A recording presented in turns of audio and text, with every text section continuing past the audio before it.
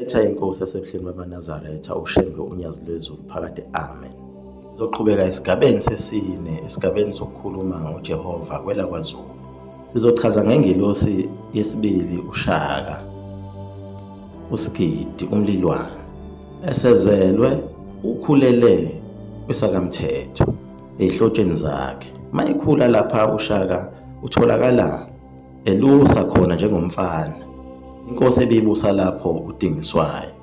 Ekweluseni kwakhe wakufakaza ukuthi akuyena umuntu wasemhlabeni ngoba wathi emncane wabulala indlondlo. Wahamba isikhathi futhi lapho wahlangana khona nengwe emnyama engasatholakali kuleli likaMthaniya. Wayenqoba wayibulala nalengwe. Bamangala bonke abantu ukuthi hlobo luni lo muntu lolu. Ukhula nje uShaka wakade kukhona ibutho ekwakuthiwa izichwe. Elabe selibulewe leli butho ngenxa yokuthi lakhwabanisa inkomo zenkosi. Elaliholwa undunankulu walo okwakuthiwa uLembe. Kwathi makuduma lensizwa yakwaZulu okuthiwa uShaka kwabonakala ukuthi kufanele ingene ebuthweni manje. Sikhule ngokwenele nezimanga ezenzayo zenkulu. Ingakangena ebuthweni yezwa indaba yalokhu ixoxwa ngendaba yezichwe nokubulawa kwazo. Kane nondunankulu wakhona okuthiwa wabaleka yena waphunyuka wayohlala ehlathini. Wayehlala ehlathini elalisabeka kakhulu. Uma inkomo ingene khona abantu babesaba bonke ukuyongena khona. Amabutho ayekethunyelwa ukuthiwa kawulanda inkomo zenkosi kuleli hlathi elihlala le ndoda. Kodwa yehluleka ngoba njengoba wayeyondunankulu nje kwakuyena wayeqeqesha onke amabutho, ayikho inhlobo yokulwa ayengakwazi ukuyenza. Wayembulala nje umuntu kalula. Inkomo zenkosi zaseziningi kakhulu ezayidukelele leli hlathi, esenenqwaba yemfuyo nezimbuzi nakho konke. Kodwa uShaka ngumfana omncane wathula wayilalela lento ukuthi awu. Wathi mina lezi inkomo ngayilanda, bahleka bonke bathi awu ubani wena ngoba usemncane nje. Ngelinye ilanga uShaka wayicela imvume ukuba ahambe aye khona lapha ayolanda lezi inkomo lezi. Anika bazomphelezela. Inkosi udingiswayo yakwenqaba lokho yathi ayi ngeke kulunga kakuphephanga ngoba wehlula amabutho lo muntu, akekho umuntu ongamaphambi kwakhe. uShaka wabesethi naye akekho ngamaphambi kwakhe ngoba wakwabhekana nendlondlo futhi wakwabhekana nengwe emnyama. Abanye babengakukholwa lokhu ukuthi kwenzeka. Kodwa kwahamba isikhathi bemnqabele kwagcina esefuna ngenkani ukuya khona ngokwakhe. Baye bamdedela wahamba nebutho elalilincane. Bathi uma befika kuleli hlathi bamemeza, bathi mabebona yasiphuma le ndoda iphethe nomkhonto nehawulayo. Yabaqonda ngqo. Babaleka bonke. Yaze yajika le ndoda. Kodwa uShaka wathi mayisemile wathi ayi ake sibuyeleni madoda siye kuyo le ndoda. Bathi beyesaba wathi madoda manini isibindi sibuyele khona. Babuyela ehlandla lesibili yaphinde yaphuma indoda yabajaha babaleka kakhulu. Wabe sethi uShaka kubo manini madoda ake sibuyeleni okwesithathu manje. Uma le ndoda isondela sizobaleka sibaleke mase ngimtshela mase ngithi asimeni. Uma sesimile isondela le ndoda ngizonitshela ngithi balekani ngizosala mina ngibhekane naye. Nebala babuyela ihlandla lesithathu. Yaphuma indoda njengokujwayelekile yabajaha.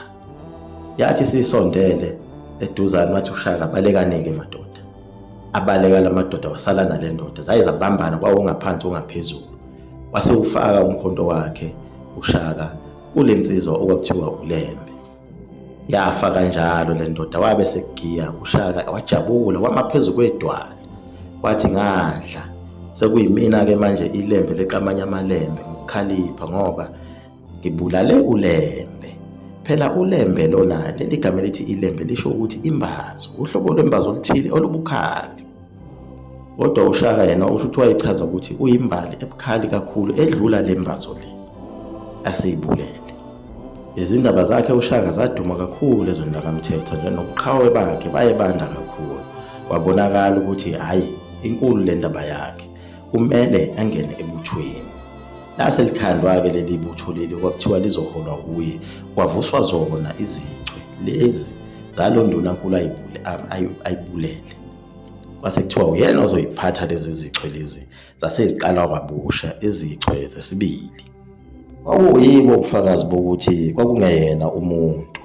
uNkulunkulu wayefuna lo msebenzi wakhe wenzeke ngokusheshsha ukuthi ziqoqwe zonke lezi zizwe zabantu abamnyama zihlangane zibe into eyodwa. Lapha ekhaya kubo KwaZulu, uyise usenza ngakhona wayeganiwe enabafazi abaningi abalishumi, abanye kwakungabasebukhosini, abanye kungebona abasebukhosini. Inkosi usenza ngakhona yayinamandlovukazi abangaphezulu kwe12, kodwa bagqama kakhulu uyena uNdlunkulu uNandi lo wakaMhlongo, wayeUNdlunkulu wesithathu. Bese kuba omunye uNdlunkulu number 8, uBhibhi kaNkobe wakwaNtuli, okuyena owagcinezela inkosi uSigujana. Labantu bakwaNtuli bayisizwe safika ngaso isikhathi senkosi usenza ngakhona. Umholi waso kwakusompisi. Babefika ney'nkomo zabo ezayibanga iy'ntuli ey'ningi, base bethi abantu ontuli zankomo babayise enkosini usenza ngakhona. Umholi wabo lowo usompisi wafike wagqama ngoba wayenethalente elikhulu lokugazinga iy'nkobe. Inkosi yasiyamthanda, simbiza ngokuthi uNkobe. Wase bawumpheki omkhulu ophekela inkosi usenza ngakhona. Waze wagcina eseganwe indodakazi yakhe uNkobe lo leyo kuthiwa uBhibhi. Abanye bayasola ukuthi inkosi wayidlisa ngoba yabe siba nothando lokuthi ithathe indodakazi yakhe umfo kaNkobe lo, iphinde ethi mayisizela ingane indodakazi bese uthathwa uSigujana ozalwa iyona le ndodakazi ukuthi ibe inkosi. Kodwa inkosi yayinamadodana amaningi kakhulu okufanele ayingaba amakhosi. Ngoba odingana noMpande babekhona, inkosi usenza ngakhona yakhetha ukuthi kube uSigujana. Ikhona enye inkosikazi yeshumi uNdlovukazi yakwaButhelezi eyazalwa uPhungashe, inkosi yakaButhelezi. Naye yayisithole indodana ehlala khona kwaButhelezi. uPhungashe ikhuliselwa ukuthi nayo izoba inkosi. Ogama lawo kwakunguSibhakuza. Babonakala ukuthi sekunzima kakhulu ukuthi uShaka ahlale esihlalweni sobukhosi. Kwathi kunempi kaMthethwa eyayilwa nabantu bakhona kwaButhelezi. Mayihlangana leyo mpi uShaka wayibulala leyo ndodana leyo eyayizalwa uBhibhi. Khona manjalo inkosi uDingiswayo yasihlela ukuthi kuvakashe inkosi usenza ngakhona khona esigodlweni sakwaSamthethwa oyengweni. Inkosi uDingiswayo yayinenyanga yayo kwakuthiwa uBhejane eyayizala uHubhu wakaMbanza. Uthe inkosi usenza ngakhona isifikile oyengweni, kwajatshulwa kwabuswa kwaMnandi, wagiya noShaka. Yabuza inkosi usenza ngakhona ukuthi awu insizwa egiya kahle kangaka eyaphi, wayengasamboni uShaka phela kwazise wayesekhulile. Kanti inkosi usenza ngakhona ayiboni ukuthi kuboshwe itulo lapha nenyanga uBhejane. uBhejane lona wayemfakele ubuthi unkosi usenza ngakhona, ngoba buhamba kancane bukubulala emva kwesikhathi.